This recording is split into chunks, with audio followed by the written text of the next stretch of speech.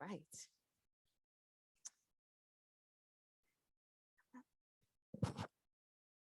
Let's give another round of applause for those wonderful poets.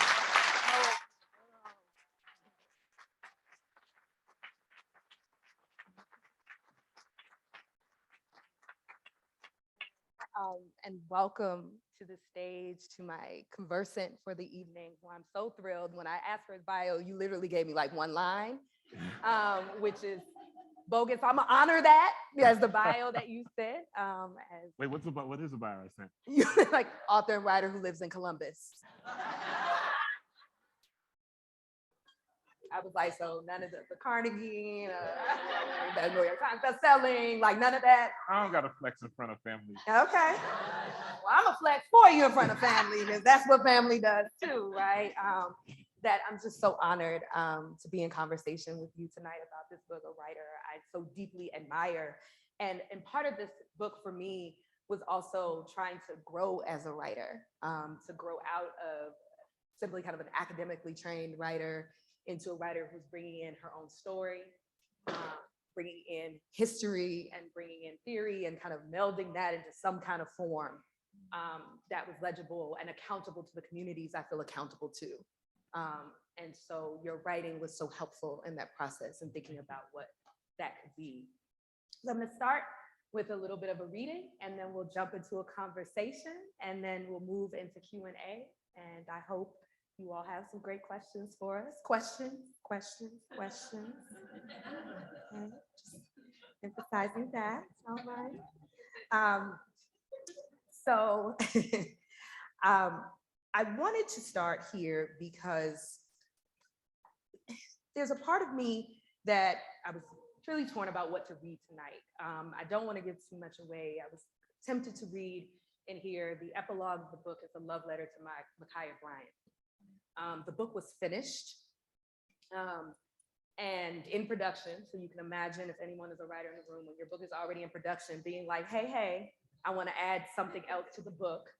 You have to have an editor who really supports your vision and what it meant. And so I had 48 hours to write something for her, but I'd rather you read that. I'm not sure I'm ready to read that letter yet. I was ready to write it, but not necessarily read it. So tonight I actually want to give you a little bit of why America Goddamn. What powered this title? Obviously, it's a riff on Nina Simone's Mississippi Goddam, but there's a very specific reason that I thought about this title and thought about why I would name it this and why this was the perfect and only title for a book about the wearing down of Black girls and women.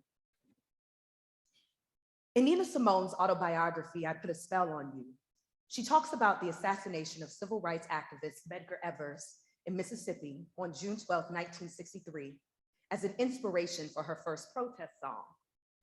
Before writing Mississippi Goddam, she pondered, how can you take the memory of a man like Medgar Evers and reduce all that he was to 3.5 minutes in a simple tune? Evers was a prominent Black activist in one of the most violently racist areas of the country. Before being killed, he survived notable attempts on his life. Shot in the heart in his own driveway after returning home from a meeting with NAACP lawyers, the 37-year-old Evers perished just 50 minutes after being admitted to an all-white hospital that initially refused him care. His wife had been the first to find him after he was gunned down. His assassination sparked national outrage and protest. Deadly white supremacist violence left a widow, Merle Louise Evers, and 3 children, Daryl Kenyatta, Brina Denise, and James Van Dyke, without their loved one. He was a prominent figure in the movement, but he was also a beloved father, husband, and member of a community. How does one put all of that into a 3.5-minute song? The other catalyst for Simone penning and performing her first protest song was the 16th Street Baptist Church bombing in Birmingham, Alabama. On Sunday, September 15th, 1963, 4 members of the local Ku Klux Klan chapter planted dynamite on the east side of the church.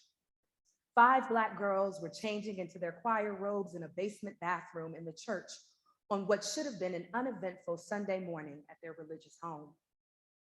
At approximately 10:23 a.m., the dynamite exploded and brutally killed 11-year-old Carol Denise McNair, 14-year-old Carol Rosanne Robinson, 14-year-old Addie Mae Collins, and 14-year-old Cynthia Dion Wesley. Those killed became known as the Four Little Girls. Additionally, more than a dozen Black people were injured, including the younger sister of Addie Mae Collins, Sarah Collins, who was the fifth girl in that basement bathroom. The explosion blinded her in one eye and several pieces of glass embedded in her face. The 16th Street Baptist Church bombing was a gut-wrenching act of terror that shook civil rights activists, allies of freedom struggles, and everyday Black folks to their core. History too often remembers Addie, Denise, Carol, and Cynthia as the four little girls killed by white supremacists. When we talk about the bombing, we don't often say their names. We rarely talk about who they were before that fateful morning of unrepentant white supremacist violence. Denise loved baseball and was a Brownie. She also loved to perform and used her artistic gifts to raise money for muscular dystrophy research. Carol wanted to be a singer, so the choir was one of her beloved training grounds. She loved reading and dancing and playing the clarinet, although allegedly poorly. Addie Mae was also artistic and delighted in going door to door in white and Black neighborhoods to sell kitchen items made by her mother to help her large family make ends meet. Cynthia was an academic standout and thrived in math and reading. She was in her school band as well. Among these young girls, Denise, Addie, Carol, and Cynthia was an abundance of talent, laughter, and aspiration. Their lives were so much more than the seconds in which they were killed. The murders of these girls and the broader attack on this haven within Birmingham's Black community, combined with Evers' assassination, however, compelled Simone to write Mississippi Goddam. Although she conceded that she, quote, didn't like protest music because a lot of it was so simple and unimaginative that it stripped the dignity away from the people it was trying to celebrate. But the Alabama church bombing and the murder of Medgar Evers stopped that argument. And with Mississippi Goddam, I realized there was no turning back, end quote. Mississippi Goddam is a mere glimpse into the violent history in which anti-Black violence is constant and ravenous. This song was her resistance, a forthright truth-telling. The lyrics of Mississippi Goddam are also about collective resistance to racial injustice and violence and a history of Black protests. On March 24th, 1965, Simone performed the song for thousands of people near the end of the Selma to Montgomery marches for voting rights. Notably, just a couple of weeks before her performance, protesters, including activists such as the indomitable Amelia Boynton, Student Nonviolent and Coordinating Committee member and future Congressman John Lewis, and many others were brutally beaten by state troops and county posse men as they attempted to cross the Edmund Pettus Bridge during their march from Selma to the Alabama state capitol. Bloody Sunday, as it came to be known, exposed both a national and a global audience to the gravity of the brutality nonviolent protesters endured. Simone's participation at the historic final march was befitting and more firmly cemented her as a powerful voice of resistance and as an artist to whom we continue to return when we can't find our own words to capture the abundance of violence against us. Simone followed up her first protest anthem with two more politically charged and themed songs, For Women and To Be Young, Gifted, and Black. Mississippi Goddam stands out among her cadre of anthems because it depicts both anti-Black violence and the struggle against it. She didn't just tell the story in terms of what happens to us. She sang about our fight against centuries of brutalization, calling out those blocking the way to progress and those demanding that Black people be more gradual in their approach. Simone unequivocally rejected any efforts that didn't trumpet full equality or that kept the door open for violent acts like the murders of Medgar, Addie, Carol, Denise, and Cynthia. It matters deeply that the deaths of 4 Black girls at the hands of racist violence propelled Simone to write a song so scathing in its critique of violence against Black people in the US. Frequently, how we talk about pivotal moments in both Black freedom struggles and America's history more broadly ignores or limitedly acknowledges violence against Black women and girls as powerful catalysts. It's worth parsing through why violence against us time and again doesn't incite the kind of collective and sustained outrage expressed in this protest anthem. The non-naming of the 4 little girls and the erasure by some of their murders as catalysts for the release of Mississippi Godam struck me as I reflected on how we talk about historical and contemporary anti-Black violence and Black freedom struggles. I always try to say their names when referencing what happened on that fateful Sunday. Addie, Carol, Denise, Cynthia.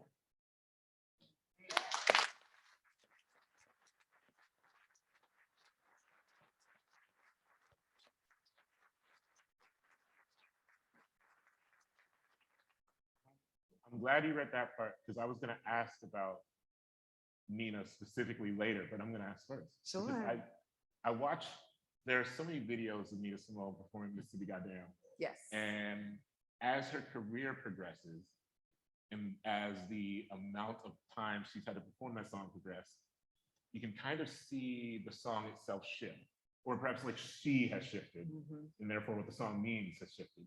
You know, like earlier, it was never a playful song, but it seemed like there was some exuberance in her playing of it. Yes. And then you catch her later in her career, it's almost like a fury.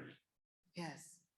But that, and I asked you this before you came on, but I'm interested in how you are feeling because, as we know, a book, you live with a book for a long time. You immerse yourself in a book for a long time. And one of my mentors, the great poet Vivi Francis, said this thing about people having a hard time exiting the book because it still lives within you, right? Right. And to have this kind of book live within you, I'm wondering at what stage, if we were to map this along the Nina Simone trajectory, Yes. right? Yes. How are you feeling? Like, what stage are you at in terms of being able to celebrate this massive achievement, but also perhaps detangle yourself from what it took to create the art itself? Yeah, that's a wonderful question. You know, so I launched on Monday and had this event, and I'm surrounded by part of my village there, and there's this excitement because this thing that you've been working on and sitting with is out in the world, right? As a creator, there was something really beautiful about that moment. And also that these stories were going to be with other people, that with these stories, perhaps someone would be inspired or incited to think about how they are thinking about these questions, right? And do something different and choose differently, and to hope differently. And even in the midst of that, you know, the question and answers go well, and then it's the after and the book signing, when people are like, I'm a survivor too. Yeah. I know this all too well. X, Y, and Z happened to me. And I know this because I wrote a book about it.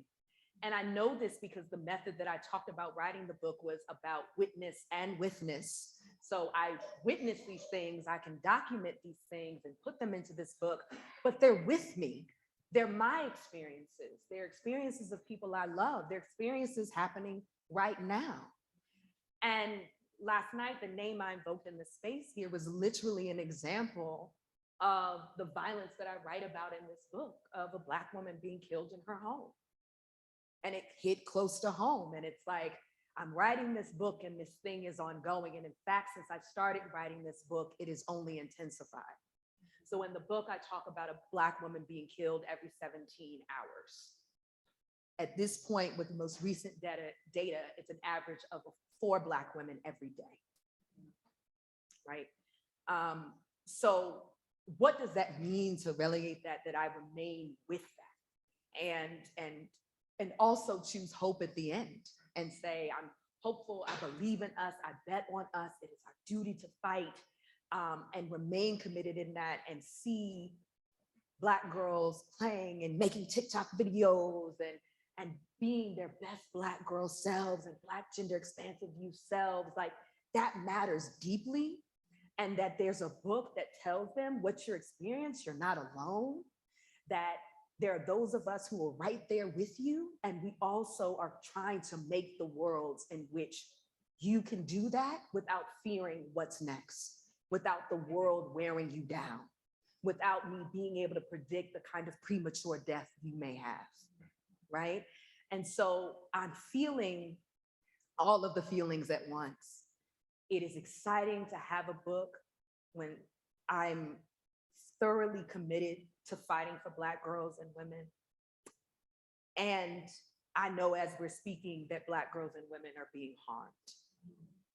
And this book has made me more aware of that than ever. And I never wanted to be desensitized to it because I was writing about it. There's a way that reading story after story after story that you might feel like you try to distance yourself as a practice, as care. And I found the way that I had to care was actually not to pull away, but to pull closer, because so many of these girls and women weren't held warmly by this world. And so my job as someone documenting this is to hold them warmly and to hold that and to hold the processes of healing that I'm going through, you know, as a way to kind of see this as an evolving and still evolving response to ongoing violence and trauma. It's also fitting that we got our dear ancestor, Yes. Zaki, on the wall, because there's this quote that I always think about from For Color Girls. The speaker says, being Black and a woman is all I got, but being colored is a metaphysical dilemma I haven't figured out yet, right? Yes. And when reading this book, I was drawn back to that quote a lot because we are to believe what the speaker is saying in that moment. It's like, I can only tangle with so much of this at once, or else it will actually drain the life out of me. Yes. And yet, I think your book, I guess to cut to the quick of the question is, the requirement to tangle with all of that at once feels much more perhaps ever present than it did when that book was released. And I don't think, obviously I'm not saying that was Ntozake Shange's like point of view, that's the speaker of the book. But when setting out to not even write this book, but actually research it, was there an urgency that kind of came through that desire to wrestle with all those things at once, to be Black, to be woman, and be alive? Yeah. So let me be perfectly honest, right? I was running from this book. The next book I was going to write was about the 90s. And I was so right there, like 90s kind of girl. I'm walking about Black girl culture, different world, and earrings. I was like really amped about this. And then we go into lockdown because of COVID. And the first thing that I wrote during COVID in a public sense was about COVID's disparate impact on Black women and girls, right? Which more or less came to be, right? Initially, right, we saw certain impacts, but the numbers we know now are even more stark of how disparately impacted Black communities have been, right, by COVID in all of its manifestations, both as an illness, in terms of death, in terms of economic exploitation, in terms of deprivation, and being forced out, right? So there was that. And then, of course, the murder of George Floyd, right? And the subsequent uprisings that emerged out of that. And then finding out about the murder of Breonna Taylor, right? And it's only in light of George Floyd being murdered that we actually get a certain kind of, because she's murdered on March 13th, 2020, and he's murdered on May 25th, 2020, right? And so this actually brings this to the bear, the world's out, and you're seeing Breonna, and Breonna actually, unlike many of the women and girls here, it becomes kind of a figure within the movement in the ways that very few Black women, girls, and gender expansive people ever have been in recent history. A notable exception would probably be Sandra Bland, right? Sandra Bland is probably the notable exception. But in doing so, we know the 4 other Black women who were killed in police custody the same month that Sandra Bland was, right? And so it is illustrative versus exceptional. And so, but I was charged by this Breonna Taylor moment. Wow, Sandra Bland just made, wow, okay. See what you're doing, ancestors. So Breonna Taylor happens, and I'm wondering, and I'm curious as to what is propelling the interest in her, but also the secondary interest in certain ways to this larger moment. I'm also thinking about the 17-year-old Black girl who films the murder of George Floyd, Darnella Frazier, and the 8-year-old who's with her as well at the time, who witnesses this almost 10 minutes, nothing out of this Black man's life. And they're witnessing and witnessing. And I'm like, I still don't want to write this book though, right? I'm like, I don't want to write it. I'm alone in my house and it's just me, and there's no self-care outlet to write this book because I would need that. The reason I'd been doing research for years, but I've been able to go out with friends or call someone. And in this moment, there was no one to hug, cry with, go out with, laugh with, there was no touch. So I was like, this feels like an unethical choice to choose to write this book for myself. And then I go home, visit my mom, drive straight from Columbus to the DC area to see her for the first time in quite some time. And it was for the anniversary of my father's passing. And I witnessed in the middle of these uprisings, this young Black man assaulting this young Black woman and throwing her out of a car. And I tell this story in the book, so I won't go into full detail. We stop, he drives off, we intervene, he comes back to the scene, and she's in distress, very clear distress, and the cops arrive on the scene. And so the paramedics take her, and I'm so furious at this young man for assaulting her, but I'm also so worried that these cops are gonna shoot him. And so I'm stuck because I stopped to intervene to help this young Black woman who's being assaulted by this young Black man. And now I'm bearing witness and making sure that he's not harmed by police, right? Or that any of us who are witnessing in this moment are further harmed by police. And I was like, I gotta find a way to explain this complexity of what it means to feel accountable to everybody, every Black person in that scenario, while still holding the truth that at the core of this is both patriarchy and anti-Blackness. And that mattered deeply to me. And it was at that moment, I literally went home and found myself like, I think I have to write this book, which she had just been sitting and waiting like, okay, yeah, no, this is the book you need to write. And you also need to write it because you keep having these personal encounters with violence in your own story that you feel more ready to tell than you ever were before. And so think about that as a way in to write this project and to tell these stories. And so I committed to writing it, and I wrote it probably the quickest I've ever written a thing. I started writing a chapter then, wrote a chapter in August, and finished the book in December of 2020, right? Because I had all this stuff, right? And that's not advice to anybody or like, don't be impressed. Like, that's not, grad students though, my grad students who are here, no, absolutely not. They're in time with that, but it's the fact I just had it. Like, that's how I know it was supposed to be the book I was writing. It was just there. The words were there, the feeling was there, the emotion was there, the conviction was there, the urgency was there. And I leaned into it and just breathed through it, didn't wake up writing about it and didn't go to sleep writing about it, right? I held space for it in a particular moment, and then I step away from it and go watch whatever I was watching. I was blind or something very unrelated to the work that I do. And filled that space in that way. And so it came to me. The book and I met each other. Yeah. Can I say, this is a brief detour, but my ears perked up when you talked about writing a 90s book only, and we don't have to like get into it. But I was working on a piece with a young Black woman like 6 months ago that was like an oral history of living single. Yes. And it just didn't come to fruition. We couldn't get enough of the folks who were involved to talk. But I put a pin in that mentally, and it was like, somebody's got to chase that, or chase perhaps an oral history or a retelling of era. So we don't have to get into that now, but later. I have a lot of questions about the research process, but actually, maybe to distill it, there was a single event recently that reminded me of the reality that people, particularly white people, think about violence only through interpersonal conflict and not structure, right? It's only like, because when it's interpersonally rendered, it can be binary, right? It's like, yes, violence is bad, and it's good to be nonviolent.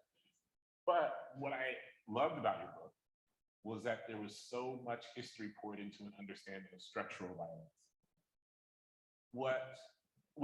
I went back and reread it last week because I was so frustrated by, I wasn't gonna talk about that bullshit publicly, but I was so frustrated by people's just lack of understanding of how far violence has reached actually is. Yes. And by people who clearly didn't go to public school. But I'm also, I guess the question I'm asking is, how do you continually run up against the walls of the limited imagination, the limited American imagination, and propose something different, propose a different understanding of what violence actually is. Yeah. And so part of this was figuring out what I meant by violence too, right? In writing this book, there were different forms. So each chapter kind of takes on a different form of violence. Like the first one is like police violence, that of course resonated with people, and I thought was the one folks could kind of more immediately connect with in this moment, that this is a way that we're responding to the ways that violence shows up. And I thought about targeted mass incarceration and what that looks like specifically for Black women and girls. So thinking about deaths in police custody, for instance, right? So that's how you have a Sandra Bland, a Rakina Jones, a Joyce Cornell, so many, Laylene Polanco, like we could go on and on and on with names here. And also Black women who were criminalized for surviving violence, right? So Marissa Alexander, who very soon after the Trayvon Martin case, the same prosecutor who ultimately in the case prosecuted George Zimmerman for the murder, and I say that, not killing, the murder of Trayvon Martin, you know, failed to get a conviction or whatever, and then goes so hard at this Black woman who fires a warning shot at an on-record abusive ex, right? And she was like, well, that's not standing your ground. Someone else could have been injured, right? And is facing at max 60 years, right?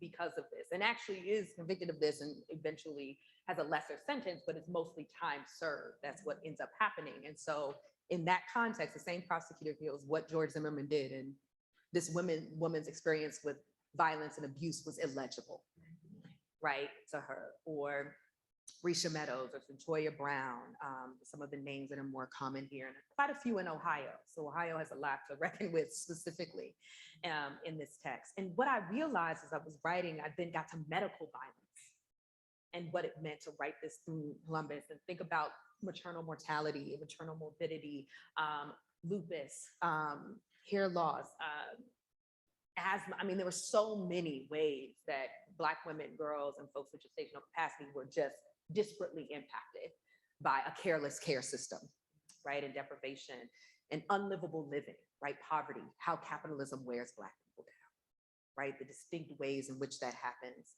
And then words, right? The words we use to talk about people and the words we've internalized. So one example of that for me that I've been thinking about a lot recently is opioid patient. And I thought about opioid patient a lot as I was reading articles and things about the opioid crisis and the devastation is wreaking on homes and families and communities, and this healthcare response to addiction, which is exactly what we should have had, right, to addiction. And there's more to say there.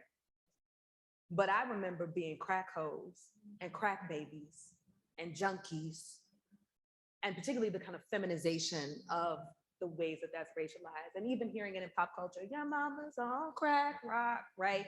And this song that details that. And so this, what that internalization of particular narratives that criminalize, devour, and just evacuate personhood from Black people. And so understanding that as violence and the ways that these jokes, these phrases, these words have all kinds of power, because crack whore makes it a lot easier to criminalize depersonhood, arrest, kill, and say no human involved, which is an actual term that has been used in relationship in particular to drug addicts and sex workers, right? And so I think it's really important to think about expanding that imagination, as you say, to encompass all of the ways that violence is precipitated and manifests in our lives and in our worlds. And our inability to do that, save for I hit you,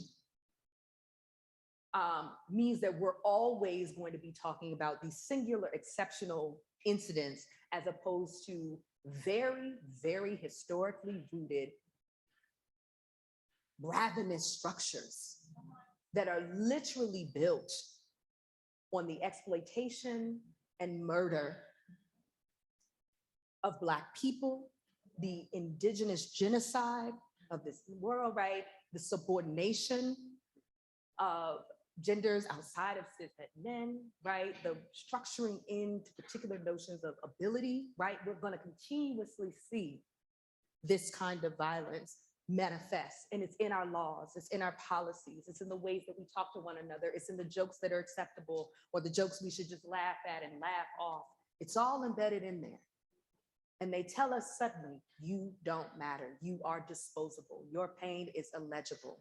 It's so illegible that we see it in medicine that Black people aren't believed to feel pain the same way that white people do, right? That still is part of our medical training, because our medical training is based on experimentation and exploitation of enslaved people.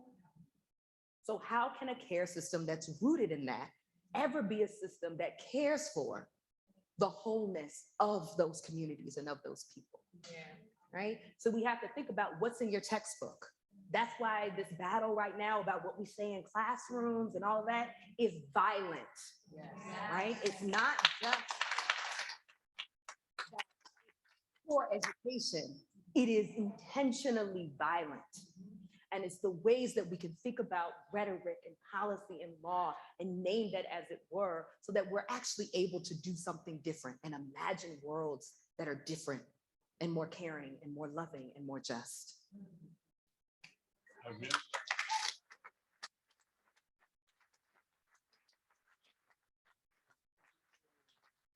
The book opened itself up to hope, which is interesting because I'm a bit cynical, probably. Yeah. Or at least I would be considered cynical by most people. But when the book opened itself up to hope, I was really interested in how you built that bridge kind of seamlessly. And because the book didn't necessarily close with hope. No. It was kind of in the third act, if we're going to think about this as a 4-act project. Just from a craft standpoint, I'm interested in the placement choice. Yeah. So the hope came in because at first it was a book that had no hope. And I actually know that's not me. Right? If this book is something that is intentionally reflecting who I am and my perception of the world, I don't move through it without hope. And I say that as not hope, hope and change. No shade, all shade. But I move through it with what Miriam Kaba calls, hope as a discipline. And that, to me, also relates back to Assata Shakur. It is our duty to fight for freedom, right? The belief that we will win. It is the belief in going back several times that guides Harriet Tubman and other conductors along the Underground Railroad. It is because of the Combahee River Collective, who takes their name from Harriet Tubman's heroic act of liberating over 700 enslaved people in South Carolina, that they believed something else was possible.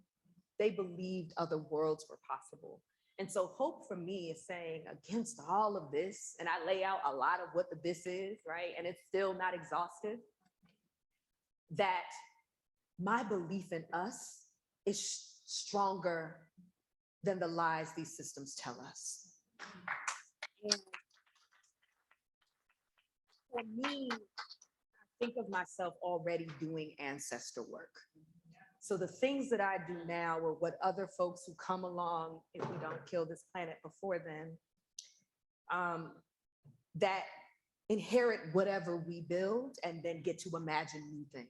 Yeah. And so for me, the discipline is not temporally bound, right? And so it's not about necessarily being my ancestors' wildest dreams as much as understanding that they had dreams.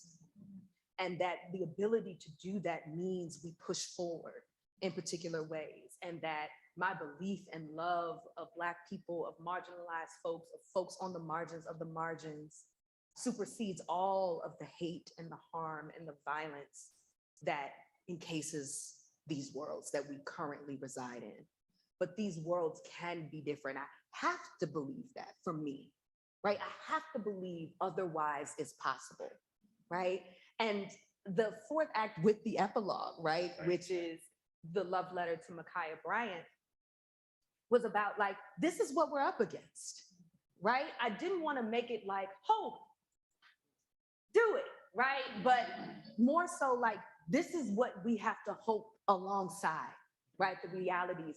And what puts in that hope is that I hope that I can create a world in which future Micaiahs or her sister Janai are still here, right? Because there's no justice for her. There's no justice for any of these people that I'm talking about whose lives have been snuffed out. We have to build more just worlds in honor of the lives that they had. That's what's life affirming about that. And so when I end in the epilogue of saying, like, I promise to keep fighting for the world you deserved, right? That's a hope that I actually can create the world that she deserved, right? And that so many of the Black women and girls and gender expansive people in my book deserved. This is a good runway to another thing. You know, when in A Little Devil in America, I read about the picture of Trayvon Martin at Yes.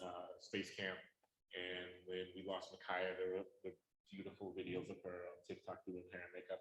These things that seem to exist in opposition to the narratives that exist when Black folks die, particularly young Black folks and particularly young Black women. But the flip side of that, it's like, that isn't to say I don't get pleasure out of seeing these folks alive. Yeah. But the flip side of that is maybe 2 weeks ago, I read about and watched a video about this center, this kind of safe housing space where Black queer folks and Black trans folks who are old, who are elders, just kind of like live, just kind of like live in peace, you know what I mean? And it made me, once again, consider and reconsider that some of the worst work that happens is this embedding of an understanding that all we do is die and no one lives a full life beyond a certain point, right? Even though we all, like many of us in this room, many of Black folks in this room know elders, have elders, love elders, care for elders. It's really insidious. There's something really insidious about how even honoring folks who are at the margins, like Black folks who are not cis-het men, like at the margins of the margins, reinforces this understanding that life has a clear limit. Yeah. And I think about that because I remember there was a statistic a few years ago that was floating around, and this speaks to this, that the average lifespan for a Black trans woman was 35 years, right? And so I kept looking for the citation for this, the source of this historian, right? To like back it up. I need to back this up because I'm using it and I'm hearing it. And it's the shoddiest study, right? And I understood the impulse to leave in that because we're like, Black trans women are dying. And that's so important to talk about. So many of the things that we're talking about in this instance, you know, say if like America has a cold, Black people got pneumonia, Black trans women are on a deathbed. Like, right, like that is this narrative that people were trying to drive home. However, what does it mean to continuously hear that as a Black trans woman and it's untrue? What does that mean that then you imbibe this idea of eldership in your 20s as a way of moving through the world and thinking through Black age as always and ever connected to death and murder and the rapaciousness of anti-Blackness and misogynoir. And so I had to take a step back from that and think about what is a way in this book to still hold that and not say, right, like if we're thinking about racism and the ways that premature death operates, right, there's a clear connection about predisposition towards premature death. And yet Black people defy that all the time, right? And we create worlds in our communities to care for one another, to ensure that we make it to our 90s, right? That we make it and have that kind of support and see these life-affirming examples that we reach elderhood, what that means. And so finding these moments for each of these people, if you notice in the reading I did, of saying something about these girls that told you who they were in life. So they also aren't just objects of this study and not just people who were killed, but were people who were living and are snuffed out by these forces, but these communities around them are still living. The young girl I talked about who was hit in the glance of eye, I mean, often when the anniversary comes up, it's like, hey, still here. Yeah. And what does it mean, right? Always reminding us that she's that she's still here. And I feel like every year she's to remind us that she's still here. And that's so important to think about, that those who are still here are charged with that. And she also fits with that very particular vicious memory, right? Of 4 girls that she was with, and she's the one that survives, right? And so I think that there's a both hand, right, of wanting to be life affirming in the ways that I talk about these individuals who are snuffed out, and also acknowledging that like Black life creates and loves and engages and imagines and does, right? That's why I want to write a 90s book, to talk about all the things we've been doing and like all the cool stuff that we do, right? And the amazing things that we do in spite of. Right. I know we're running up against time for audience questions, which is sad because I have so much more, but I want to ask maybe a boring craft question, because I was really in awe of how writing history, you're a historian, which shows up in your work in ways that I appreciate as someone who's like vaguely, or a historian of non-importance almost. You know, I'm a historian of things that are important to me, but rarely other people. You're like an actual dyed-in-the-wool historian. And there were points when I was reading this book where I was like, this is a lot of history, but it's not dense. It's not overwhelming. I don't feel like I'm wading through the deep end of a pool. And it's because I just really loved how gently you inserted yourself in your own stories, and allowed for the kind of, even though it's on the page, the kind of oral tradition. Like like so many Black folks in this room probably have a relationship with the oral tradition, or know someone who has passed an oral tradition, an understanding of oral tradition down to them, which makes none of our history bland, I think. But it is still hard to transmit actual difficult histories onto a page while still saying, and also here's me. The stakes are what they are because I am not detached from this, and here's a story of my life. What was the decision-making process on when to insert yourself and when to pull back and go full kind of like steeped in history? Yeah. So I wanted it to feel like you were in a conversation with me. And if you're in a conversation with me, you're going to get a little bit of everything, right? I am going to drop some history, probably. I am going to, talk about a concept. And I am probably going to make it personal and have this relatability to it. I wanted to feel like I'm sitting here talking to you. And then there are moments where I pull away and kind of just talk about it. And then I come back to you again. And so for me, the ability to move through it in that way meant finding this balance between here's the archive, here's how I'm processing the archive, here's some tools to process the archive, and here's me figuring this out and processing through this and talking about some of my anxieties as I'm writing the book, right? I talk about worrying about this being weaponized against Black men and boys in particular ways when I talk about intercommunal violence, and worried about the criminalization of Black people broadly. I say that in the book. I don't hold that back, because in that moment I was like, how am I gonna write this? Well, maybe I should just write that I feel this way, right? To let you know that the anxiety I feel writing this is part of what makes this work do what it does, right? It's part of, I have anxiety because I understand the stakes of what it means to add any kind of criminalizing narratives that easily become pathologizing narratives, and narratives used to justify, as though white supremacy needs any justification. It's based on all illogics and fantasies, and yet we'll say, see what you did there? That means you're exactly what we said you were. And so my concerns about that the rhythm of that chapter, I'm a dancer by training, so finding particular kind of rhythms, and obviously you can see by all my movements here, that the rhythm of that is the most anxious of the entire book. The way it reads with that tension of push and pull, to really process through what it means to call in a certain kind of violence that feels so close to home. And knowing that a lot of non-Black people will be reading this. And so what is the way that I talk about our business in front of strangers who are often already apt to read us in particular ways. And so I hate to say that I was preoccupied with whiteness or white people. I like to think I'm someone who's not, but I was preoccupied with Black people and the way that that gets taken up because I'm talking about our family and our communities.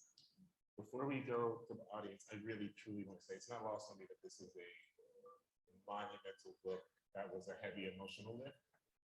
And it's not lost on me that, we talked a little bit about it backstage, but coming out of a book and completing it and feeling good and having to revisit it after, because it takes a minute for this to come out. Right. It wouldn't be great if the minute you're done with the shit. Like it's out like next month? Yeah. It's only like albums, but I want to express just immense gratitude because I think any book that's this heavy of an emotional lift and that requires this much work, like actual labor, to be seen through with this much care, this much thoughtfulness, and this much rigor is a real gift to our people. And I'm really thankful for that. Thank you for your work. Thank you. Thank you.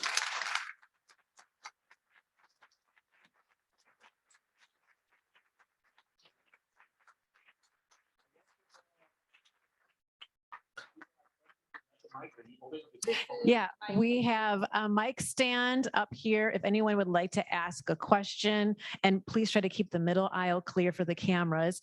Walk around. If you can't get up and get to the air easily, we do have a couple mics that we can run around. So please raise your hand or walk up to the mic. My bad. I didn't know we were supposed to keep the middle out there. Walk all up and down the middle aisle.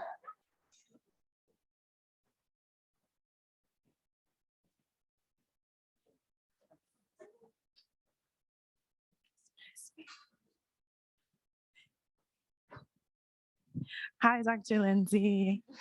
Thank you so much for your work in this moment. It's an honor to be in this room. My question, I'm really interested in how you handled and engaged and read this archive with this idea of witness that you've been talking about and witness, and to hold these Black women and girls with care, with gentleness. And I would love to hear you talk more about how you put that forth in practice and praxis in the writing of this work and in your work in general. Thank you. Thank you, Kylie. So there are a couple of things that were really essential for me. So one, if you notice in the part that I read, I refer to everyone by their first name, right? And some of that is just a subtle thing of the way that you create intimacy with the person, with the subject, but also often when we're using last names of Black people, we're using it to criminalize or to identify a perpetrator or to do that. So I noticed, for instance, we talk about a case like, we'll say the Trayvon Martin case, and it's the George Zimmerman trial, right? That there's a way that we do that. It's the Rodney King trial. I charge anyone to tell you the 4 officers who were charged with this killing, right? I mean, CP is assault, right? And so for me, that intimacy of that withing of like, what were their names? What did they do? Who were they before this spectacular moment?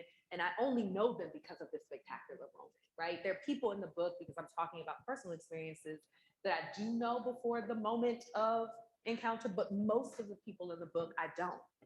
So then it was on me as both a historian and as someone invested in this work to find other things about them, to tell a little bit about who they were, who were the people who loved them, who cared about them, who feel this differently than I do, even as someone who deeply cares about what happened to them, but they're still not my kin, right? In that intimate way that we think about kinship. And so what does it mean to build a robust fictive kinship with the figures of my book? And that for me was this process of witnessing and thinking about, and why I brought my own story at different points into it, to imagine what were the emotional registers that I went to after sexual violence encounter in my life. What did it mean to lose a friend to domestic violence, homicide? What did it mean to encounter classmates who were in the same DC shelter where Alicia Rudd disappears from in Washington, DC, and think about the unhoused children who were in my school and the the ways that they were talked about and treated in those spaces because they were unhoused, right? And so that witnessing came from my own experiences with certain encounters and my attempt to hold the kinds of intimacies and emotional connectivity to each subject in a particular way that honored their lives and also honored the fullness of the communities in which they existed.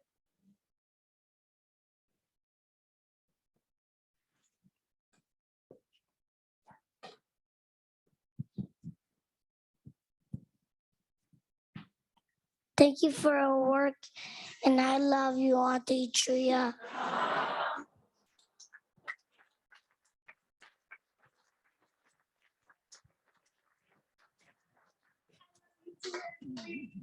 We have the best picture here in the Columbus Museum of Art to my boo, I love you. Fighting for worlds that make it better for you too. Thank you. Hi, Treva. So I have a question about through your research, what kind of didn't make it? Like, what was your kind of bar of this is the violence I'm talking about and this is what I'm not? And I say that because there's a few ways in which we criminalize without criminal activity happening. Like you said, the Rodney King trial, he's not on trial. The George Floyd trial, he's not on trial. Mm-hmm. And also this idea of violence through erasure. You've said this before around when people write about nobody cares about Black women. No, there are Black women who care about Black women, and we're not nobodies. So this way in which erasure kind of criminalization without criminalization happen. But I'm wondering, like, what didn't make it? What were those things that was you could see it as violence, but it's not necessarily, maybe not everybody thinking about expansive imagination, maybe probably wouldn't think of that way. So I want to hear your thoughts on that. Yeah, so there was almost everything could have gone in, right? So at a certain point, it was just like editorial decisions, right? So there wasn't for me like this meets some criteria and this didn't, right? It's bandwidth on some level. I'm thinking of the bandwidth of the reader as well. Of what is so, for instance, one of the sites where incredible violence is happening is our schools, right? And I've written extensively about assaults and disciplining and disparate violence against Black girls, women, and gender expansive youth in schools. And also some of my people I think alongside, like Monique Morris, Christina Love, Nicole Brown, and others, really written books that are here. At the end of the book, I point to all of these organizations and places where people are doing the work to do this. And so I know in the beginning, like, this is not a site, but here's what it looks like, right, to give an overview. And I thought about this intently because I wanted to start one chapter with the assault at Spring Valley High when this 15-year-old Black girl was thrown across the room by a school resource officer, and the Black girl who stands up for her, Nia Kenny, is also arrested. So the only person in the room who is like, stop, is another Black girl, which goes to that point of like, no one cares about Black girls. Black girls care about Black girls. Like all the time, And the fact that we say no one, or even that we invest in saying that no one cares about us, begins to erase. We've internalized something about our no-one-ness, right? Our nobodiness. And so schooling didn't make it in the way that I could have done, but I was like, here's some resources and this is why. But it's not because I don't believe the gravity of what's happening in schools is important. For me, I was like, let me introduce some of the childhood about like disappeared Black girls. And let me introduce the problem of houselessness and the unique impact it has on Black girls, for example, as a way that we often don't think about homelessness and children, and specifically gendered homelessness, right? The ideas of homeless are often male, adult. When we think about, so what does it mean to think about a young Black girl and young Black girls at the center of this, and the connections it has to trafficking, to other forms of violence that are often part of systems that lead to one being unhoused, right? And in doing so. And so I invite people to think about violence. I was thinking about violence in detention centers was another space I wanted to think about. And I briefly mentioned it here, and I had her image up here, Don Wooten, who's the whistleblower in the detention center in Georgia that was forcibly sterilizing detained women. And I looked at the statistics of the women who were sterilized, and most of them from East Africa and Haiti.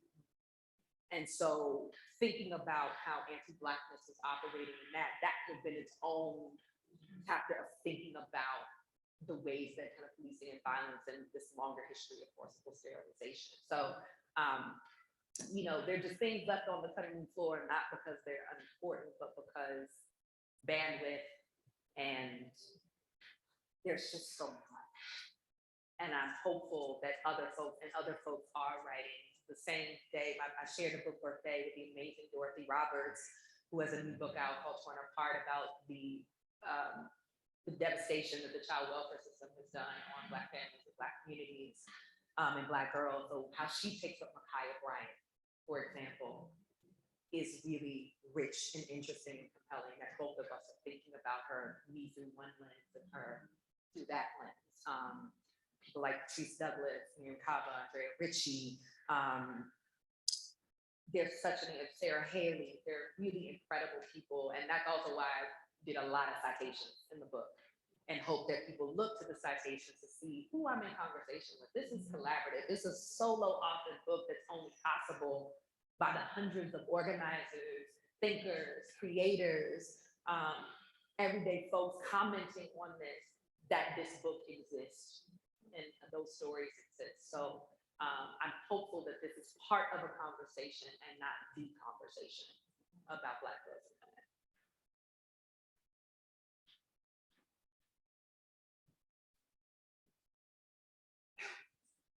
Can I just real quick also applaud?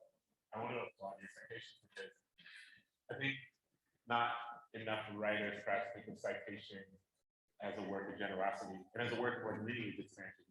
Yes. But for those of us who grew up in the 90s and grew up reading liner notes in the back of records, Yes, that type shit, we understand that the citation expands the lineage in a way that is really great. So thank you for your citation. yes. And y'all see, it's a lot of citations for with otherwise a book. But it's meant to say, right, that I do this in community. And my citations are also who I feel accountable to, in addition to the Black girls and women and gender people that I'm writing about with and engaged with. It is really expanding this tremendous legacy of documenting and chronicling and trying to make sense of the worlds that we've inherited and that we inhabit. And so that demands a particular kind of robust citation, and citation as an effort and exercise in collaboration and accountability, as opposed to a demand that you cite somebody because it's going to get you in trouble if you don't, but thinking more about what it means to be in collaboration with that person and what it means to be accountable to the work that they've offered to the world.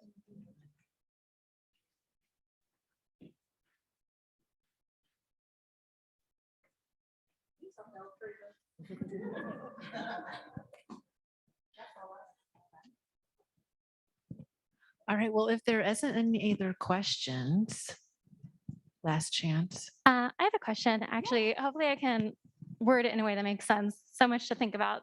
First of all, thank you, Treva. Thank you, Neve.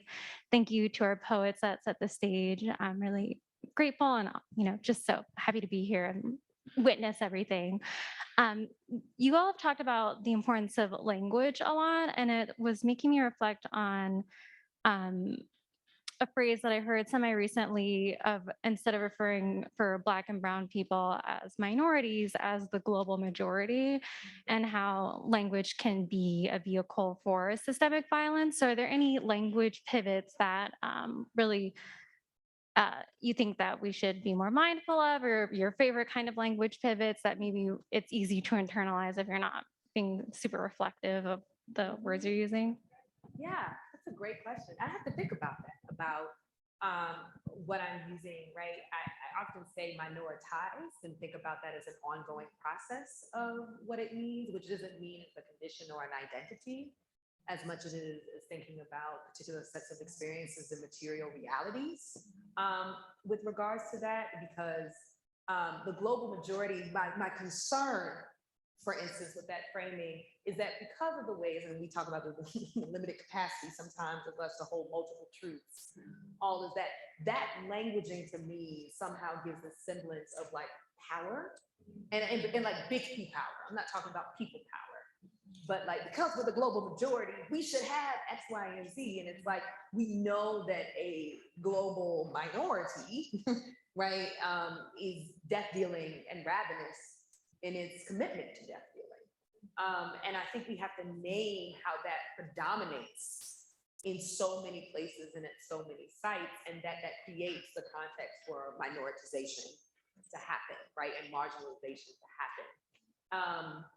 I'm weary of women of color and people of color for various reasons, namely because often people aren't citing the history out of which those terms come, which is very much so a political history and about a political commitment to certain kinds of solidarity and coalitional politics, and not an identity per se, right? And so that evacuation of the political commitment that comes with that, like you don't just get to be a woman of color, right? There's a political commitment that comes with that particular kind of figuration. That is indebted to reproductive justice, that's indebted to the Third World Women's Alliance, that's indebted to these different spaces that we're thinking transnationally and anti-imperialistically and anti-colonially. And so if we're not being intentional about that, it becomes this marker of identity that doesn't really tell us anything about dynamics of power. Beyond in relationship to white people, like we're not white, which still reifies whiteness as default and center. And so I'm always leery of that. So when I'm talking about Black women, I'm talking about Black women, and I'm very specific about that. When I want to talk about other communities, other identities, other power relations, I try and be very specific about that. And so specificity and history matter deeply to me, and the roots of words, the R-O-O-T-S of words, and then the R-O-U-T-S of words, how they've been traveled, and how they're used and misused and misappropriated, and often elide the violence that undergirds the very conditions that made those words necessary as descriptives, as analytics.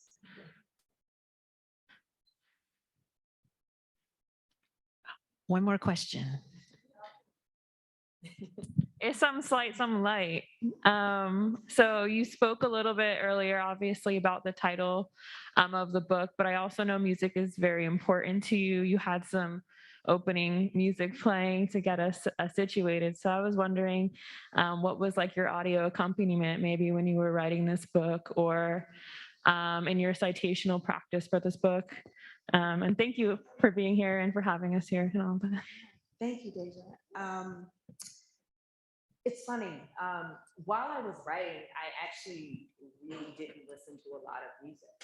I would listen to before and after, because that was my like free space, and like, I'm shutting down, so I'm gonna turn on Meg Thee Stallion, or I'm gonna, who I ended up writing about. I mean, interestingly enough, because in 2020 is also the incident with Tory Lanez, right?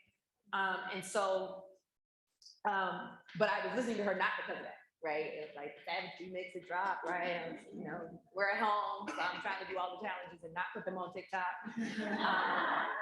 So there are ways that music was the you know, on both with the bookends. And so when we were discussing this event and we thought about a playlist that would hear were actually the songs I couldn't listen to while I was writing the book, because they were songs that were so deeply connected to the narratives and to the stories of these women and girls that I was writing about, and which was hard because some of my favorite artists were on there, right? Like No Name's on there, Mary J. Blige is on there, Brandy, Jasmine Sullivan, Rhapsody. So I couldn't listen to these songs, Tracy Chapman. When I got to make the playlist a little while back, it was like I got to reintroduce those songs into my life, because I was finally at a place where I could listen to them and not be in the depths of this in the way that I was almost 2 years ago. So, you know, I would post videos of me dancing as I was writing. through this, my go-to is always Donny Hathaway. And that part of that was my own, like my relationship with my father was like so much of that was through Donny Hathaway and creating a movement to that. But that his version, the Young, Gifted, and Black, he has a version of that, Nina's version. But also like Maya because she was from PG and dancing to like Fallen, like just finding different modes that just made me remember, like, I'm writing about this because I want different worlds to exist. And so sometimes I have to practice freedom. I have to practice the world that I want to exist, which means dancing with abandon. That means eating good food. That means getting on a Zoom happy hour during the pandemic 4 times a day. Happy hour somewhere. And with various drinks, not all spirits. And it meant being very intentional about the community that I was building here. This was also writing this book was the longest time I'd ever spent in Columbus consecutively. I never spent more than 3 weeks in Columbus at a time prior to COVID. And then I was here, and I was here, and I was here, and I was here. And I was still grieving, but at that point, it was only a few months after my father passed, and I was alone and grieving, and here. Thankful for so much of my village that's here today, and right now with my students and my colleagues who are so present in that moment. But that there were so many ways that figuring out how to be joyous and practice joy became part of my freedom making for myself and part of how I thought about the freedom making I wanted possible for the people I was writing about.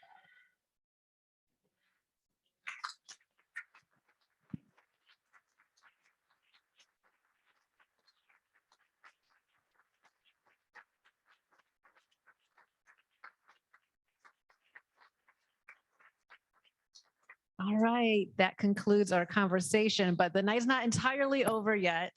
The museum's open till 9. Treva is going to be signing books over here, and her book is available downstairs in the museum store. So if you haven't bought a copy yet, go get one. Thank you so much to Tiffany and Taisha, our poets.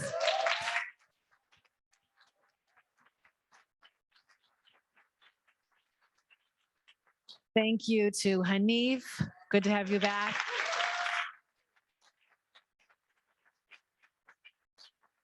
And a big giant thank you, Dr. Treva Lindsey. Thank you so much for sharing your book with us.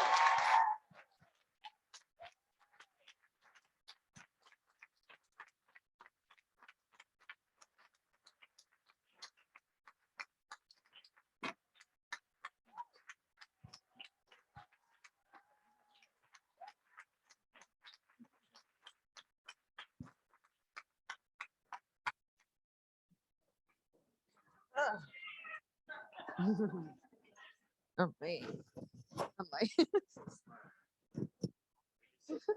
oh, thank you.